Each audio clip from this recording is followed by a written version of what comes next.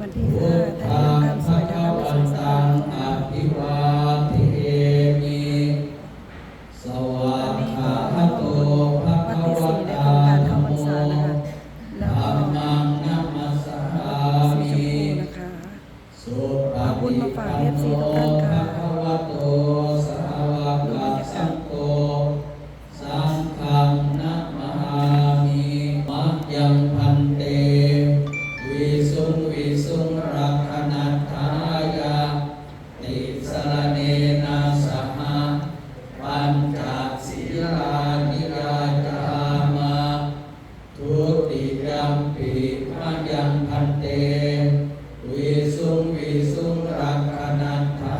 ยาติสรณเนนะสหปัญจศีลานิยาจามาตติยัมปิมะนิยาสัพพทุกขาวินาศายาปาริตังปรูธมังคลังวิปติปฏิภาหายาสัพพสัมปติสิทธิยาสัพพพยาวินาศายาปาริตังปรูธมังคลังวิปติปฏิภาหายาสัพพสัมปติสิทธิยา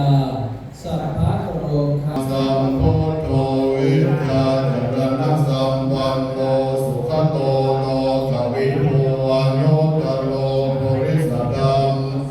ยะติสัทธาเทวมโนสานังพุทโธภควาติสวากาโตภควตาสาอุตังตังกรีเมฆลังอุทิตโมรัจเสนะมารังกานาทิตัมมวิทินามุนิโนตังเมรามิเรกัมปิโยจิตัสสะภะระเตงปะราลวะกัมมากัมมัสสะตยัมธัมมังเต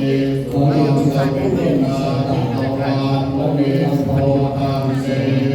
อุปปัตตุเตชะยะมังสรามินารามิเมขยวะรามิมังโมตังนาวาทิยังมะมัสสุขารุนันตังเมตัมพุเสกวิทินาจิตวามุนิโยตังเตชะสาภวตุเต